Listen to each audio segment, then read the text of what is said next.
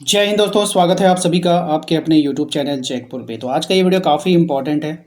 लगातार आप लोगों के लिए रिवीजन करवाया जा रहा है ताकि आप लोगों का एग्ज़ाम अच्छे से हो पाए। इसके अलावा और भी ज़्यादा से ज़्यादा वीडियोस हमने अपने चैनल पे अपलोड कर दिया, तो आप लोग प्लेलिस्ट का सहारा लेकर के वहाँ देख सकते हैं। लिंक आपको डिस्क्रिप्शन में मिल जाएगा, या नहीं तो वीडियो के लास्ट में भी आपको दिखेगा। इसके अलावा आप हमारे व्हाट्सएप ग्रुप को जरूर ज्वाइन करके रखिए, जहाँ पर आपको इंपॉर्टेंट्स लिंक प्रोवाइड करवाया जाता है आपसे कोर्स से रिलेटेड। ठीक है, तो चलिए स्टार्ट करते हैं। सबसे पहला सवाल है हमारा कि भारत में वर्ष 2001 में आए भूकंप से सर्वाधिक विनाश कहाँ पे हुआ था? अहमदाबाद के भूज क्षेत्र में, उत्तरकाशी के भूज क्षेत्र में, अल्मोड़ा क्षेत्र में, गंगोत्री क्षेत्र में। जैसा कि हम लोगों ने आपको कल बताया था कि ये जो भूकंप है ये गुजरात के क्षेत्र में हुआ था। ठीक है, और गुजरात कहाँ पड़ता है? अहमदाबाद कहाँ पड़ता है? गुजरात में पड़ता है, तो अहमदाबाद के भूज क्षेत्र में। ठीक है, या तो आपको राज्य का नाम पूछेगा, या तो जगह का नाम बोलेगा भुज, या तो आपको बोलेगा शहर का नाम अहमदाबाद, या फिर आपसे बोल देगा राज्य का नाम गुजरात। ठीक है, तो तीनों नाम आपको याद रखनी है, कुछ भी दे सकता है ऑप्शन में। आइए आते हैं अगले सवाल पे। अगला सवाल देखिए, कह रहा है निम्नलिखित में से सूखा का कारण क्या हो सकता है? जब कोई सूखा आता है तो उसका कारण क्या हो सकता है? तो धरातलीय और भूमिगत जल का अधिक प्रयोग अगर आप करते हैं, यानी कि ज़मीन का जो जल का होता है उसका अगर हम ज़्यादा से ज़्यादा उपयोग करेंगे तो सूखा पड़ सकता है। आपने देखा होगा कि फॉर एग्ज़ाम्पल कहीं पर एक नल लगा है। ठीक है, कहीं पर एक नल लगा है जहाँ से लोग पानी भर रहे हैं, ये हैंडपम्प है। और उसके आस-पास में अगर कोई वो जो मोटर लगाकर पानी निकाला जाता है, बोरिंग वगैरह अगर यहाँ पे हो जाए, यहाँ पे हो जाए, या फिर यहाँ पे हो जाए, तो फिर देखोगे आपके ये नल से पानी निकलना बंद हो जाएगा। गर्मी के दिनों में ये सूख जाएगा। ये सब तो पानी देंगे लेकिन ये सूख जाएगा। ऐसा क्यों होता है? क्योंकि ये सब अधिक नीचे से पानी लेता है और इसका स्रोत ये सब खींच लेता है। तो वही कह रहा है कि धरातलीय और भूमिगत जल का अधिक उपयोग अगर हम करेंगे तो सूखा का कारण हो सकता है, ये याद रखिएगा। भूकंप किस प्रकार की प्राकृतिक आपदा है आपको बतानी है? जलीय है, वायुमंडलीय है, भौमिक है, या फिर जैविक है? थोड़ा सा अगर दिमाग लगाओ कि भूकंप में होता क्या? भूकंप यानी कि भूमि कंपन करती है, तो ये भौमिक होगा ना। जल से क्या लेना देना है इसका? वायुमंडल से क्या लेना देना है? बात समझ में आई? जैविक में कौन आएगा? कोरोना। जैविक में कौन आएगा? कोरोना, क्योंकि वो वायरस वायरस से होता है, तो ये जैविक में आ जाएगा। वायुमंडलीय क्या हो सकता है? वायुमंडल में तूफान आ सकता है। ठीक है, जलीय में क्या आएगा? सुनामी आएगा, है कि नहीं? तो इस तरह से होता है। उष्णकटिबंधीय चक्रवातों को भारत में किस नाम से जानते हैं? टाइफून, चक्रवात, हरिकेन, या फिर तूफान? तो इसको हम लोग टाइफून के नाम से जानते हैं। ऑप्शन नंबर ए इसका यहाँ पे करेक्ट आंसर हो जाएगा। अगले सवाल पे हम आते हैं। अगला सवाल है हमारा कि भारत में राष्ट्रीय बाढ़ आयोग का गठन किस वर्ष किया गया था? तो भारत में एक बाढ़ आयोग बनाया गया कि भाई बाढ़ आती है उसका देख रेख कौन करेगा, कितने लोगों का घर उजड़ गया है उसका जो है पता कौन लगाएगा, उसका रेस्क्यू कौन करवाएगा। तो एक आयोग बनाया गया कि बाढ़ आयोग होना चाहिए। ठीक है, तो इसकी जो स्थापना है वो हुई थी 1978 में। कब हुई थी? 1978 में, याद रखिएगा। क्वेश्चन नंबर आते हैं हम लोग 26 पे। कह रहा है आपसे कि निम्नलिखित में से किस नदी को बंगाल का शोक कहा जाता है? ठीक है, बताइए। कोशी को, तीस्ता को, दामोदर को, सोनरेखा को। तो राइट आंसर हो जाएगा यहाँ पे दामोदर। कमेंट बॉक्स में हमें कमेंट कर कर बताइए कि बिहार का शोक कौन सी नदी को कहते हैं। सब लोग कमेंट कीजिए, ठीक है। मेरी नज़र आपके कमेंट पे रहती है, इसलिए आप लोग कमेंट कीजिए। भारत का सबसे प्रदूषित नगर कौन सा है? तो भारत का जो सबसे प्रदूषित यानी कि सबसे गंदा दूषित नगर आपको बतानी है, तो हो जाएगा आपका दिल्ली। ठीक है, ऑप्शन नंबर सी। तितली किस प्राकृतिक आपदा से संबंधित है? तितली जो होगी वो किस प्राकृतिक आपदा से संबंधित होगी, वो आपको यहाँ पे डिफाइन करना है। तो तितली चक्रवात आपदा से संबंधित है। ठीक है, अरे वो तितली नहीं है, ठीक है, तितली नाम है, आप लोग वो तितली मत समझना। तितली उड़ी बस पे चढ़ी, वो वाली तितली नहीं है। हुदहुद चक्रवात से मतलब ये लोग होते क्या है ना, कि कोई ऐसा घटना घटती है ना तो उसको नाम दिया जाता है, तो ये लोग उसका नाम तितली दे दिया। मुझे लगा कि कहीं आप लोग वो तितली तो नहीं समझ रहे हैं जो बच्चे पोयम गाते, तितली उड़ी बस पे चढ़ी। बाकी का आप लोग कमेंट में लिख देना, ठीक है, जिसको याद है। हुदहुद चक्रवात से भारत का कौन सा तटीय क्षेत्र पर? जैसे हुदहुद, हुदहुद भी एक पक्षी का नाम है, तो क्या हम उसको पक्षी से रिलेट करेंगे? नहीं, ये चक्रवात का नाम है। हुदहुद चक्रवात से भारत का कौन सा तटीय क्षेत्र जो है वो प्रभावित हुआ है? बताइए, कौन बताएगा? बंगाल तट, आंध्र प्रदेश तट, चेन्नई तट या फिर केरल तट? तो आंध्र प्रदेश, ठीक है, आंध्र प्रदेश। क्वेश्चन नंबर आते हैं 30 पे। कहा जा रहा है कि भारत में चक्रवाती तूफानों की आवृत्ति किन महीनों में सबसे अधिक होती है, यानी कि कौन से महीनों में उसका जो फ्रीक्वेंसी होगा वो बहुत ज़्यादा होगा, यानी कि बहुत ज़्यादा वो तबाही मचाएगा, है ना? तो कौन से महीने में बताइए?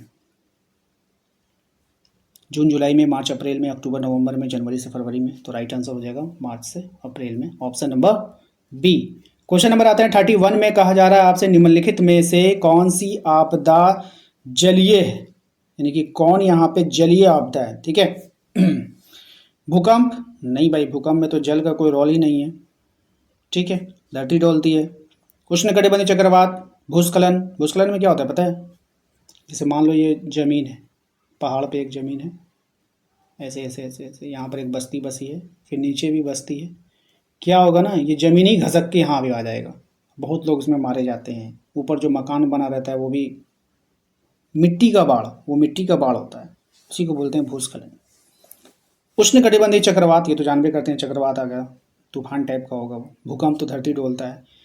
तो कहीं ना कहीं अगर हम सुनामी को देखें, सुनामी में क्या होती है, समुद्री लहरें जो है खूब ऊंची उठती है, वो आगे की ओर बढ़ती है, जिससे कई घर डूब जाते हैं, कई को बहा के लेके चली जाती है, ठीक है ना? तो उसी को हम लोग कहते हैं आपदा, जलीय आपदा। तो यहाँ पे जलीय आपदा आप लोग को समझ में आ गया कौन होगा, तो option number D, tsunami. Gujarat के कच्छ भुज में भूकंप की स्थिति को आई थी, ये इंपॉर्टेंट है। बहुत खतरनाक वाला भूकंप आया था, ये आया था 26 जनवरी 2001 को। और आज भी मुझे याद है कि इस दिन हम 26 जनवरी की परेड में शामिल हुए थे, सब लोग परेड में थे, और ज़बरदस्त भूकंप आया था इंडिया में, ज़बरदस्त, गुजरात में, और भीषण तबाही मचा था। और हम मतलब सब लोग उस समय 26 जनवरी में ही मगन थे, और उसी समय, जिस समय जो टाइमिंग होता है आप लोग के झंडारोहण का, उसी समय जो है ऐसा हुआ था। तो आइए अगले सवाल पे आते हैं। अगला सवाल है हमारा कि बंगाल की खाड़ी तथा अरब सागर में सर्वाधिक चक्रवात निम्नलिखित में से किस अवधि में उत्पन्न होती है?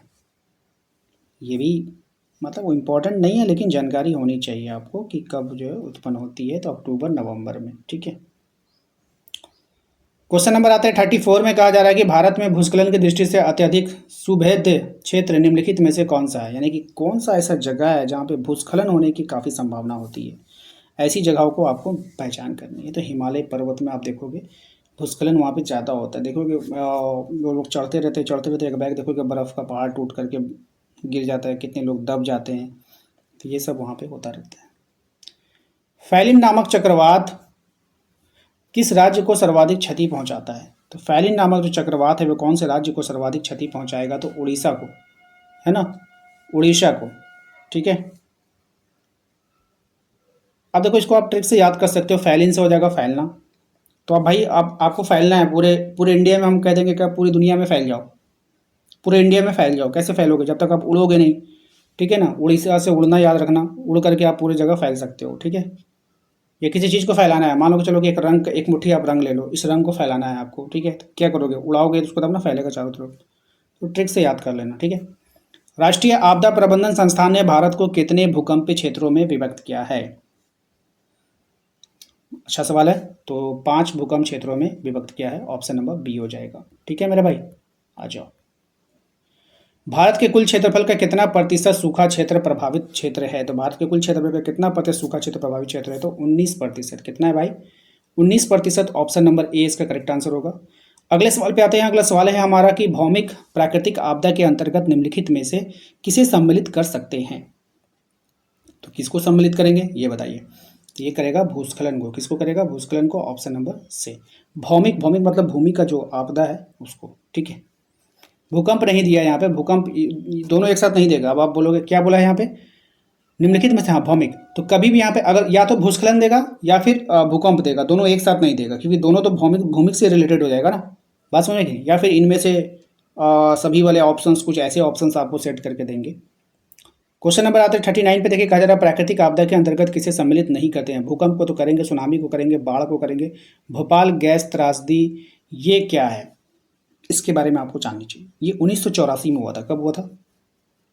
1984 में। थोड़ा सा डेट में कन्फ्यूज़न हो सकता है कि मैं सही हूँ, ठीक है, देख लेना आप लोग, है ना। भोपाल गैस कांड भी इसको हम लोग बोलते हैं, ठीक है। तो भोपाल जो है, एक मिनट, ठीक है ना, मैं कन्फर्म हो लेता हूँ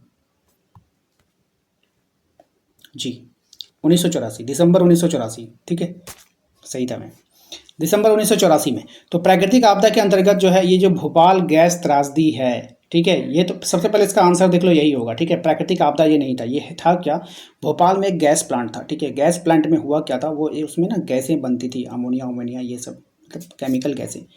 अचानक से जो टैंक होता है ना, टैंक, बड़ा बड़ा बड़ा टैंक होता है, वो रिसाव हो गया था, ठीक है। वो रिसाव हो गया था, उसके बाद फिर बहुत सारी जहरीली गैसें जो है अचानक से वायुमंडल में वहाँ पे फैल गई थी, और लाखों लोग जो है मारे गए थे। बहुत सारे लोग जो है मतलब किसी को गले में जलन, किसी को सांस लेने में तकलीफ बहुत हुआ था। राताराती बहुत तबाही मचाई गई थी। ट्रेनें जा रही थी, जो वहाँ से ट्रेनें गुजर रही थी, उस ट्रेनों में भी बहुत सारे लोग जो है इस कांड से प्रभावित हुए थे। तो इस पर एक मूवी बनी हुई है प्रॉपर यूट्यूब पे, आप उसको देख सकते हो, समझ सकते हो कि किस तरह से जो है वहाँ पे तबाही मची थी एक रात में।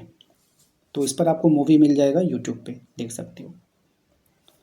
तो ये इंसानों की लापरवाही के कारण हुआ था। क्यों हुआ था? क्योंकि उसका प्रॉपर जो मैनेजमेंट होता है, जैसे कि आप कोई चीज़ का रख रखाव कर रहे हो भाई, तो वो पाइप में जंग लग रहा है कि क्या लग रहा है, मशीनें काम कर रही है कि नहीं कर रही है, उसका प्रॉपर रिपेयर होना चाहिए था। वो सब वहाँ नहीं हुआ, जिसके कारण जो है ये दुर्घटना घटी। मर्केली स्केल के द्वारा किसका मापन किया जाता है ना। मर्केली स्केल के द्वारा किसका हम लोग मापन करते हैं वो बताना है, ठीक है। अब अगर हम इसका आंसर हम आपको बता दें, भूकंप की तीव्रता, तो बहुत सारे बच्चे फिर जो है कमेंट में करने लगेंगे कि भैया ये नहीं होगा, कि बाबू यही होगा, ठीक है। भूकंप की तीव्रता को हम लोग रिक्टर स्केल पर भी मापते हैं, तो दोनों नाम सही है, चाहे आप रिक्टर स्केल बोलो चाहे आप मर्केली स्केल बोलो, ठीक है, दोनों सेम टू सेम है, समझ लीजिए आप लोग। लास्ट बचा है, इसको देख लीजिए। बाढ़ नियंत्रण के उपाय निम्नलिखित में से किसे सम्मिलित नहीं करते हैं, यानी कि बाढ़ नियंत्रण का आपको उपाय करना है, तो इसमें से कौन सी जो बात को आपको उसमें शामिल नहीं करना है। तटबंध बनाना, तटबंध बनाना, बिल्कुल भाई, अगर बाढ़ आ रही तो उसको बांध टाइप का अगर हम बना देंगे तो पानी को रोक सकते हैं, पानी को डाइवर्ट कर सकते हैं, तो ये तो सही बात है। नदियों पर बांध बनाना, बिल्कुल आप बांध बना करके पानी को कंट्रोल कर सकते हो, ये भी सही है। चक्रवात सूचना केंद्रों की स्थापित करना, बिल्कुल भाई, अगर आप सूचना दे दोगे कि वहाँ से पानी चल दिया है, वहाँ फलाना डैम से चल दिया है, आप जो है भागो यहाँ से, सबको जगह को खाली कर दो, तो इस तरह से जो है आप किस पे, बाढ़ पे काबू कर सकते हो, है ना। अब देखो यहाँ पे बोल रहा है कि लोगों को तटीय क्षेत्र में बसने हेतु प्रेरित करना, ये नहीं होगा भाई। तट का मतलब क्या होता है, जैसे मान लो ये आपका डैम है, यहाँ से पानी जाती है, अब इसके ये जो किनारे किनारे वाला जो एरिया होता है ये तट होता है। अब आपको यहीं पे घर बना के दे देगा कि यहाँ पे रहो, बोलेगा रहो, और जिस दिन पानी बढ़ गया उस दिन आप भी समटा जाओगे। तो ये जो आप दे रहे हो कि लोगों को तटीय क्षेत्र में बसने हेतु आप जो प्रेरित कर रहे हो, ये गलत है ना। तो ये ऑप्शन डी नहीं होगा। तो आशा करते हैं आप लोगों को आज का ये वीडियो पसंद आया होगा। वीडियो अच्छा लगा है तो प्लीज़ लाइक करके चैनल को सब्सक्राइब कर लीजिए, घंटी वाले आइकन को जरूर प्रेस कीजिए ताकि आने वाली हर एक वीडियो का नोटिफिकेशन आपके मोबाइल पे आता रहे। मिलते हैं नेक्स्ट अगले वीडियो में। Thank you.